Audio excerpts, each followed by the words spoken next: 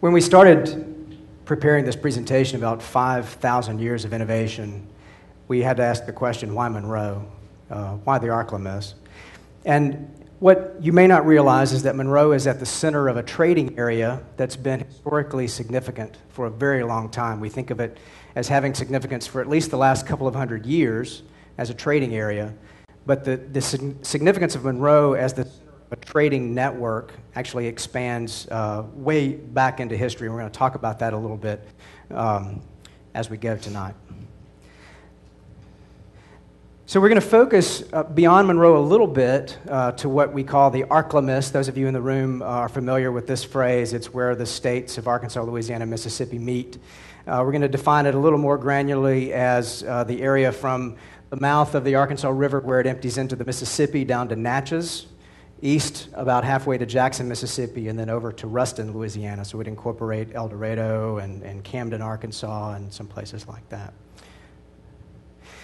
Some of the innovations that we'll talk about tonight are very familiar to you if you grew up in the area, but for those of you out in TED.org land, you may not be aware that the first time Coca-Cola was bottled was in Vicksburg, Mississippi in the mid-1890s by Joe Biedenharn.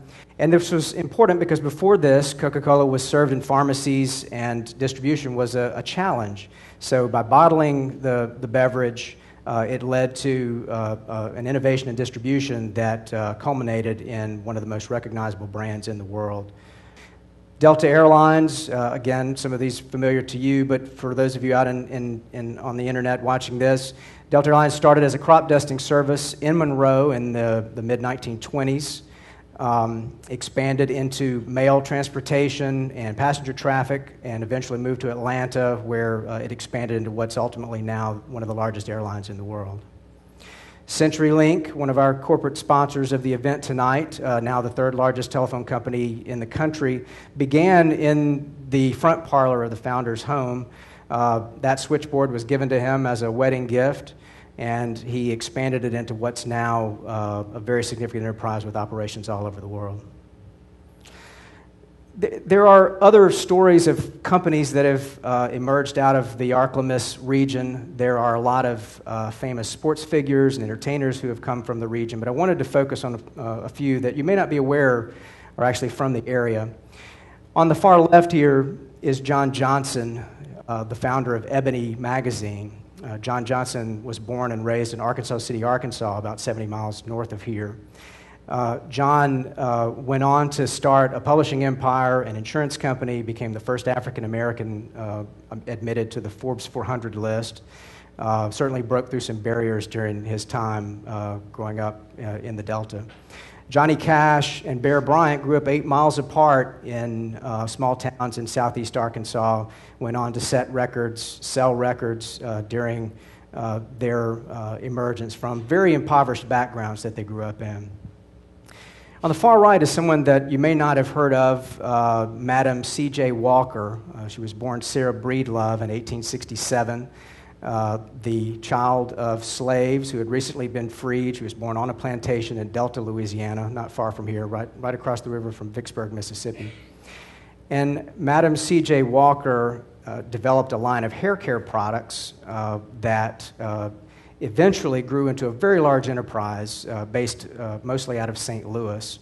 She broke some significant barriers when she became the first self-made female millionaire in U.S. history before she could vote. This was in 1919. So certainly broke through some barriers.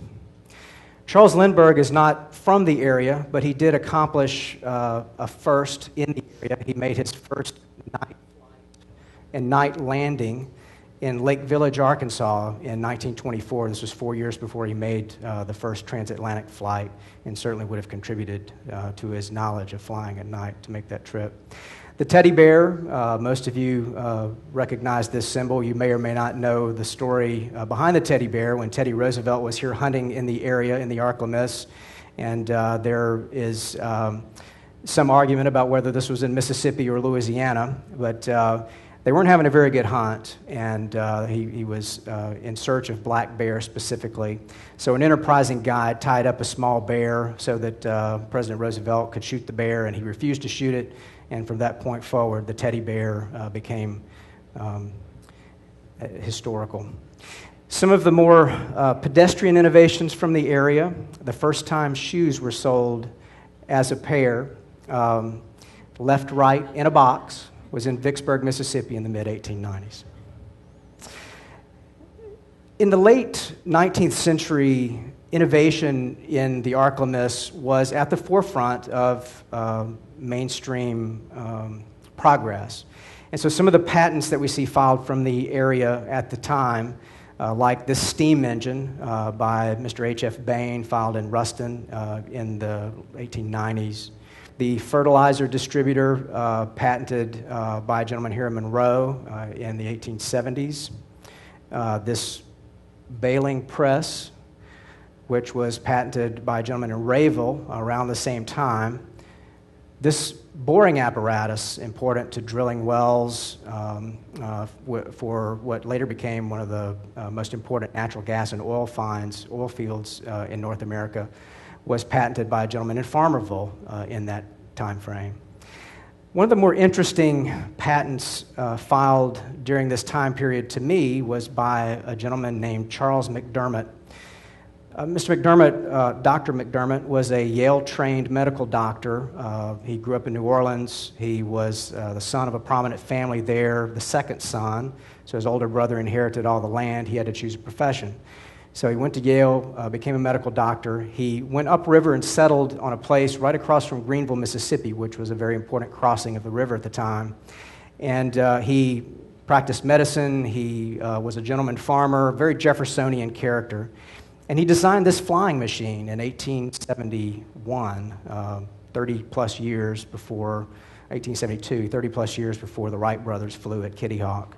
Happens to be the town that I was born in, Dermot, Arkansas. This map has a lot of information embedded in it, and as we go back in history a little further, this was how Europeans viewed North America in the mid-18th century. So you can see this big ocean in the middle of the Pacific Northwest that we now know doesn't exist. Europeans had good information, good data points about the edges of the continent from explorers and records that have been kept, but they really knew very little about the interior. And the Louisiana Territory, what became the Louisiana Purchase, really was the first land of opportunity. It was the Silicon Valley of its day, in a way. There was a lot of opportunity there. So this map was informed by those data points from explorers, but also by legend and lore from Native Americans, other explorers, folks who had settled in the area. Hernando de Soto informed this map from his expeditions 200 years before it was printed, and he was, legend has it, he died and was buried in Lake Chico, Arkansas, which is just about 70 miles north of here, 65 miles north of here. A man by the name of Moncache de Pay, a Yazoo Indian from Natchez, Mississippi in 1700, about 1700, actually walked from Natchez to the Pacific Ocean and back, and then later documented his journey through interviews with a French entrepreneur who was living in Natchez at the time. Now, this was 100 years before the Lewis and Clark expedition. A copy of that French interview with that explorer was in Thomas Jefferson's library when he bought Louisiana from Napoleon. And it accompanied Lewis and Clark on their expedition and informed a lot of their travels as they went out west. And what allowed Moncache de Pay to do this 100 years before Lewis and Clark was that he was the descendant of a culture that had evolved over thousands of years in this area, a trading network that expanded from the Gulf Coast to the Great Lakes, from the Carolinas all the way out to the Rocky Mountains. So it wasn't as challenging as you might have thought. He would travel from one village to the next. In the first village, he would learn the language of the next village and then move on to the next village from there and do it sequentially. He found out that Sea of the West did not exist as he walked past it and there wasn't water there. He informed the French interviewer of that fact, but he left it on anyway, because without that ocean being there, the French king was not going to fund expeditions to go west. There were tools, there were innovations in pottery. They added seashells to pottery to temper it, to make them last longer, to make them stronger, to make them fire it at higher temperatures. But their greatest innovation was in creating a society and a culture that allowed them to coexist peacefully, but to manage a very sprawling enterprise, which covered really the entire Mississippi River Valley at various points.